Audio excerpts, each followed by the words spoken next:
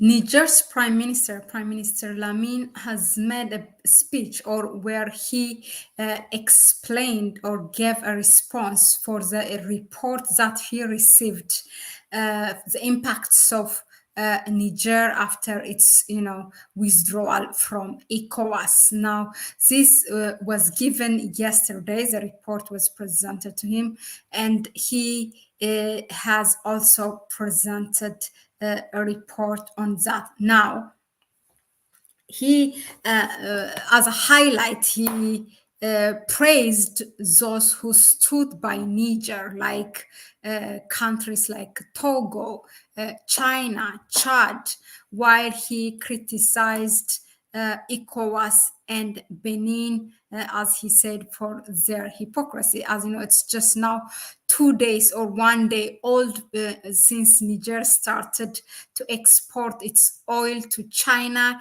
He just, Niger just came out a rough road with Benin, because Benin was banning Niger's export oil to China, saying that Niger has closed borders, but that was nothing. It's because Benin was more loyal to the West, and that's exactly what they have done. And they lifted the ban because now the Chinese has mediated it, and of course Benin do not want Chinese to lose Chinese business in their country. Now, this is what, without further ado, this is what he said. Let me just read,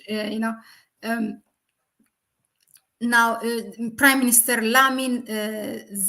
Mohammed Lamin Zain, he praised Chad, Togo, Libya, Cameroon, and China as countries that stood with Niger when ECOWAS had imposed sanctions in response to the July 26 coup d'etat. In this speech that he delivered on May 21st, that means yesterday, 2024, as he received a report on the impacts of Niger's withdrawal from ECOWAS. Yeah, so what he presented was also what Niger has experienced during that sanction time. Now, definitely, ECOWAS will feel it when these three countries left the group.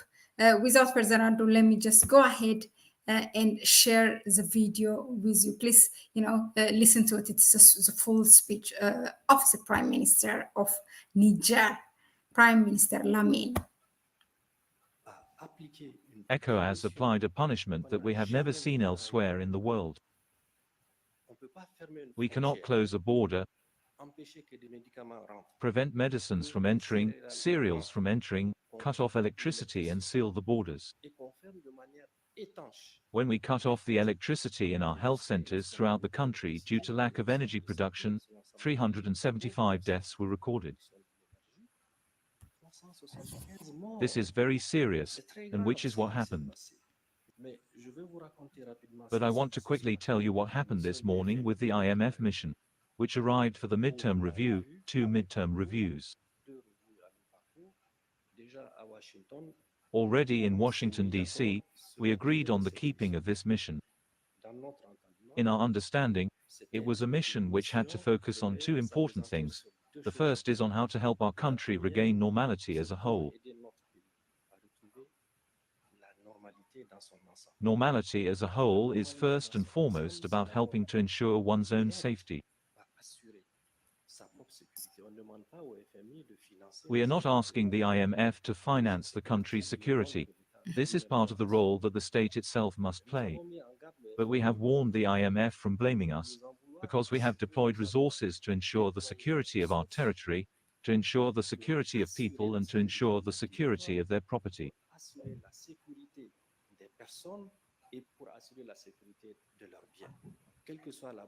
Whatever the beauty of a program, whatever the relevance of a macroeconomic reform, we should be alive. It is also necessary that to be alive, one must have assured security, and to have assured security, one must have the means of one's own security. I assure you, you cannot imagine what is done for this. These men in uniform do not sleep with the means on board. So we said our priority is first and foremost our own safety. The second fundamental element, through the recovery and return to normality, is to see how we are going to mobilize resources to respond to this challenge in terms of food. It is important that something must be done to firstly allow our own farmers to produce, always in line with security.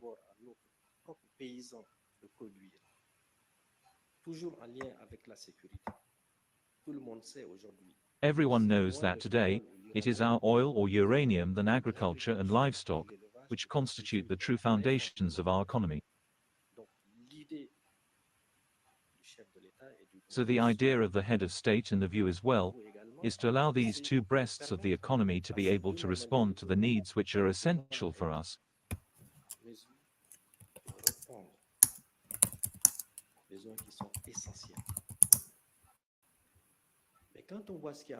But when we see what is happening, both in the far west of the country and in the east, we are fundamentally attacking these two breasts.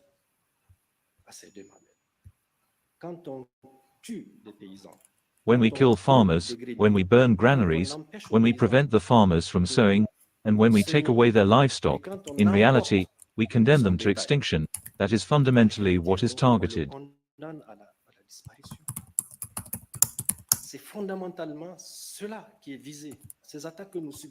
These attacks that we are undergoing, these people who arrive in the name of jihadism, of hadith, I don't even know what it is. They're not jihadists, they're terrorists. When you meet them, most of them do not know how to recite the slightest verse of the Quran, yet they say Allah and they kill. They have with them compasses, and the most sophisticated weapons which are probably not manufactured here in Niamey. There is a problem from this point of view. So it is clear that when we attack these two aspects of our economy, it is asphyxiation, it is condemnation, it is quite simply killing. So, we explained that it is important from this point of view that the IMF, which is a partner with whom we have agreed to continue our operation, to accept the principle that this is not negotiable. It is important to stay and respect that. The second element is the question of resources. Today is the 10th month, and not even a single cent has arrived from outside. I say not even a kopeck. All the security expenses, which are the sovereignty expenses, that are ensured, are from the resources which are mobilized internally. I would like to thank in particular the banking sector, which played an extremely important role in supporting the state in being able to meet these expenses. We have not recorded a single month of salary arrears. So apart from the advance that we had to contract with our privileged partners, who are the Chinese, you have to know that all this resource, we decided to devote 2/3 of it to clearing the arrears of external debts,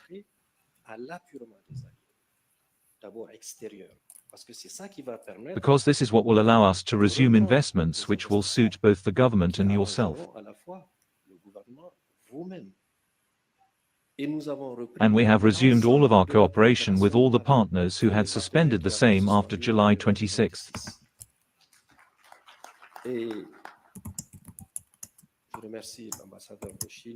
And I thank the Chinese ambassador who played a big role.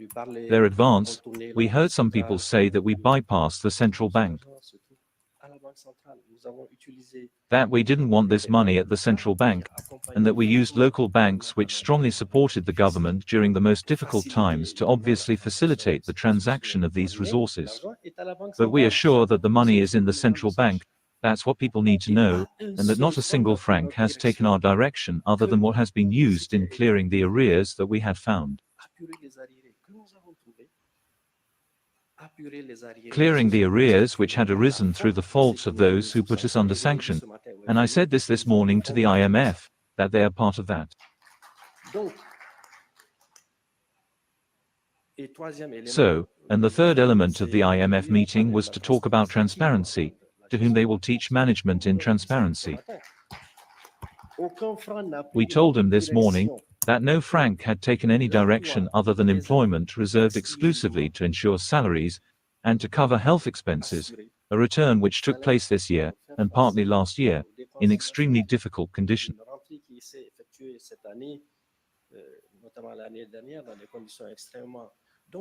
So three things. The third and last thing, they said they want to know what the government's strategy is in the management of oil resources.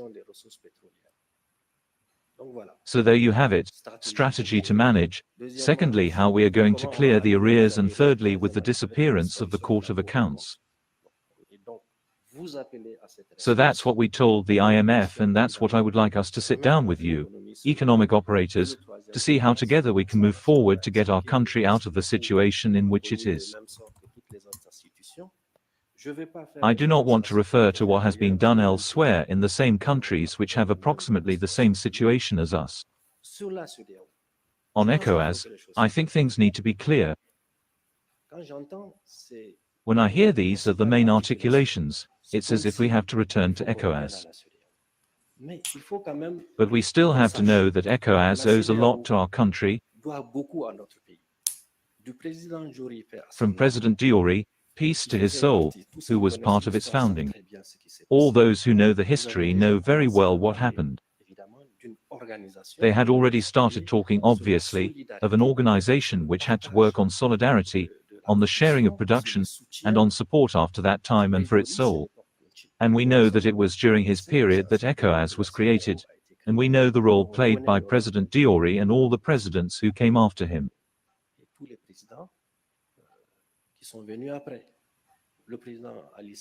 President Ali Sabu, peace to his soul, had played a very big role in the reconstitution of the security sector, first at home and also in the region.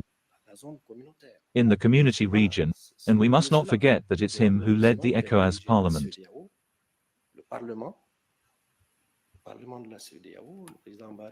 President Barre, peace to his soul, who contributed to bringing closer through bilateral relations with Nigeria. The president who did not have much time but who still safeguarded relations is also President Tanya, peace to his soul.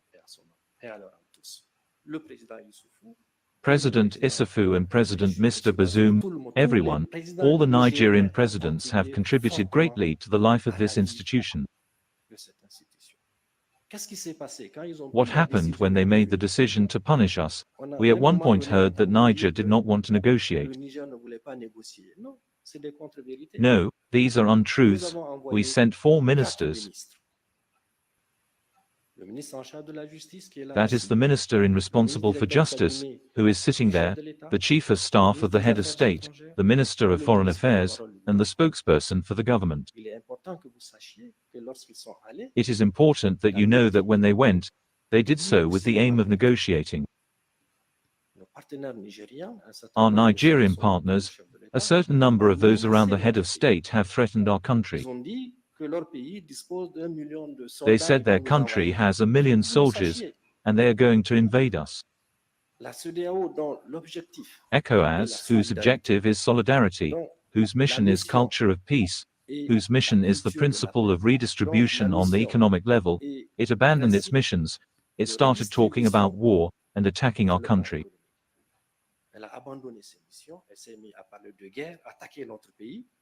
It has forgotten the economy, it talks politics, it has forgotten solidarity, and it closes the borders.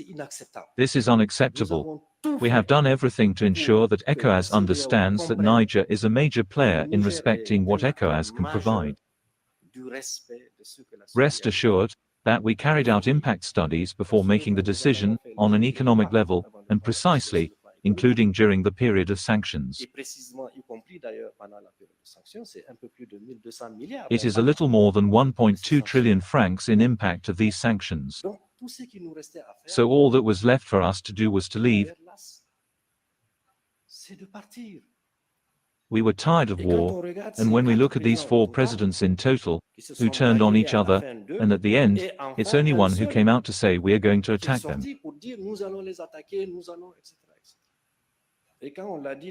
And when we said it last week, it is not a figment of the mind that the only border that has remained water-tightly closed is the one with Benin.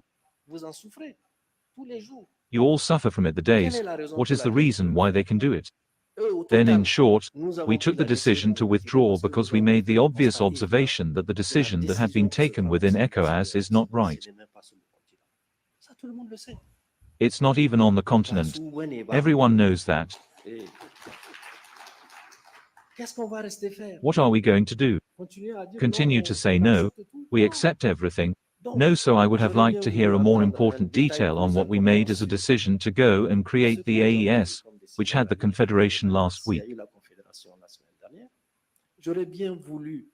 I would have liked to hear, and that we must not forget, even if it is in the context, remember the risk that the country has taken on the presence of foreign troops here.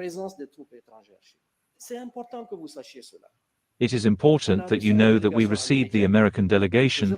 General Modi is sitting there. I explained to the lady who chaired the delegation that we have here, the one who led our army, the former chief of general staff of the armies, who is today Minister of State in charge of national defense.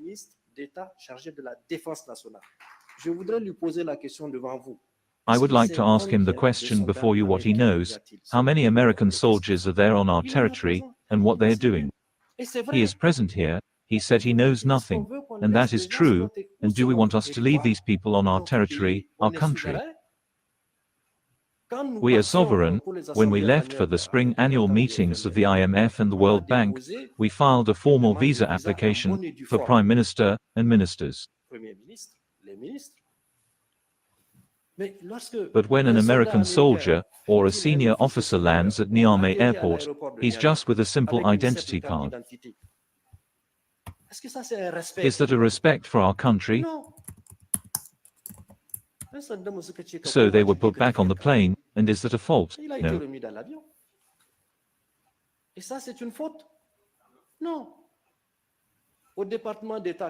At the State Department, when we were received twice, the first time was at our request, and the second time at their request. We told them that, okay, you are in Niger'S, would you accept that our soldiers go to Texas, to stay there at your place? There was no answer, and we have always said, and I think that is your opinion too, that we prefer to have American investors who come to invest in the economy, and they know how to do it perfectly well. They're great workers, they are hard-working people, rather than having soldiers who we do not even know what they are doing here.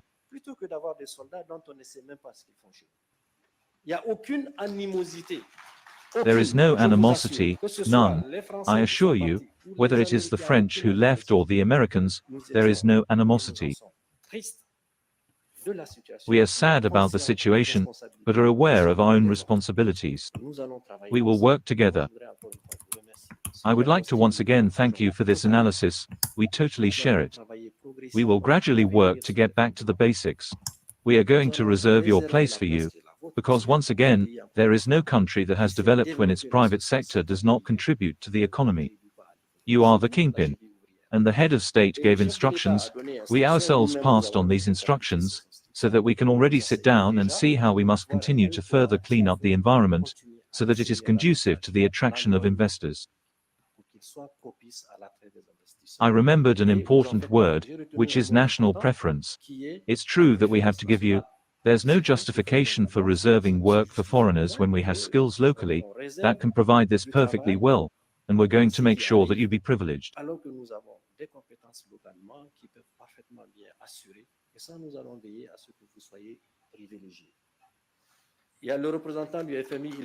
There is the IMF representative. He is listening to me. They are sitting there. It's true. You will have to help with this.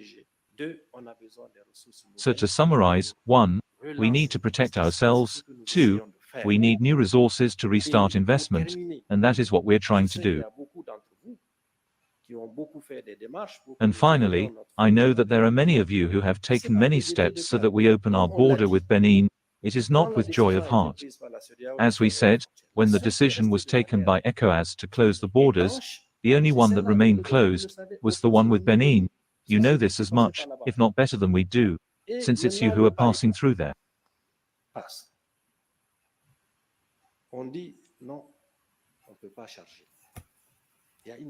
There are around 10 agreements on which this country has strongly committed to doing nothing. As we have said, we are not going to go back on that. But waking up one morning to say that no, we're closing it, doesn't it break? And what do you want us to do?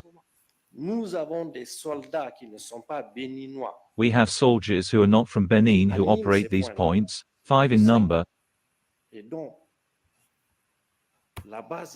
and the most important and most dangerous base is on the edge of the W Park, which contains soldiers from this country who train terrorists. Justement des soldats de ce pays qui entraînent des terroristes. Nous le disons et nous maintenons notre position. We say it and we stand by our position. Donc, voilà. So here is the situation. Ecowas is largely responsible for what is happening to us. We have a duty to wake up. We are in the AES. The AES is Mali, it is Burkina and we. May Togo be thanked for everything it has had to do to facilitate this. And what remains for you? If you still have a few containers in Benin, you must send them to Togo. But they even taxed you for the ones you kept. That's it, that's unacceptable, and today we have practically all other borders that are accessible to us. We spoke with Algeria, we are going to deepen our exchanges. Chad, who must be thanked, Chad was called to contribute to the demolition of Niger, but it refused. They refused. We have to give them credit for that. And they told us to also use their passage if we want to go to Cameroon. The Cameroonians told us that they are ready to facilitate. We all have to work together so that the Algerian side is accepted. Even the Libyans too are ready to accept that, because they are our neighbors, and we have no choice, so our role is one of helping to bring him together quickly. So once again, thank you for your patience and for your availability.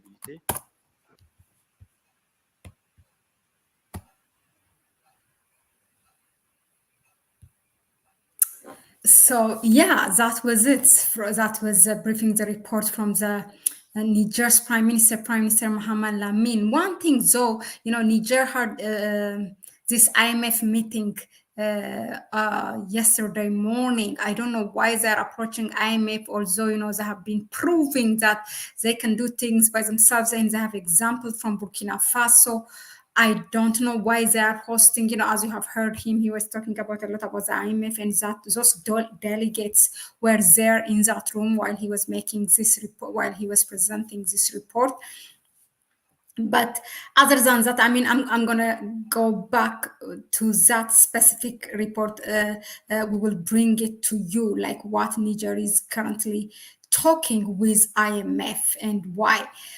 But other than that, there are a number of highlights that we can see. For example, to start from the end, there are new partners in the horizon for Niger, especially in their need of access to the sea, access to port. So that's like Chad, Cameroon, Algeria, Libya, all those neighboring countries. And he said, whether it's French or America, those who they kicked the military, they said no animosity, and they say they have been paying the salaries of their people, the workers. They haven't received no money from outside, and in terms of the push they are the effort they are doing to pay the 2/3 of debt of the country. That's where now China has stepped in. Also now this oil export will help them. And of course, he said, the pillars of Niger's economy, where it is founded, is uranium. Now it has used its oil, so oil, livestock, agriculture. I'm happy really that they are not forgetting agriculture. And he said, about the terrorists, they call names themselves. They say they are jihadists, but he said when they capture them and ask them to even cite one verse from Quran, they can't. So it will prove what we have been saying all along. The more foreign military you have, foreign military base in your territory, is the more you are inviting more terrorists. Those are bringing terrorists literally with them. But once they leave, they will leave the terrorists behind. The security cost, now he was very clear that the security cost for their country to defend their sovereignty should be financed by their own. The African Union even can take a lesson from this, because security, the peace and security, is totally sponsored by different Western actors. and that's where they have also influence. There is no free lunch. When they do something, they take something. Yeah, but while negotiating with IMF, while Niger's negotiating with IMF, that is something we're going to do. Support report. Stay tuned in. Thanks again for tuning in. Yeah, please go ahead and subscribe to the channel. Those of you who haven't yet. And thank you for supporting us through our PayPal account. Everything, every penny has a value. So thank you so much. Hit that notification bell for new videos to come, for you to be notified, and share the video. That will also help us. Please share it. Don't keep the information and knowledge only to yourself. That's not fair, and that's not the mission that we are in. So please, a quick shout out to Julia's man says very good news about Federation. The Juma terrorists are the new empire. Oh, yeah, exactly. And he talked about also the weapons, the sophisticated weapons that they have. Hi from far away, Brazil. Julia, that is Julia, definitely. Thank you both. Thank you. So yeah, all of you, thanks again, and share the video. That was it for me for now. Bye bye.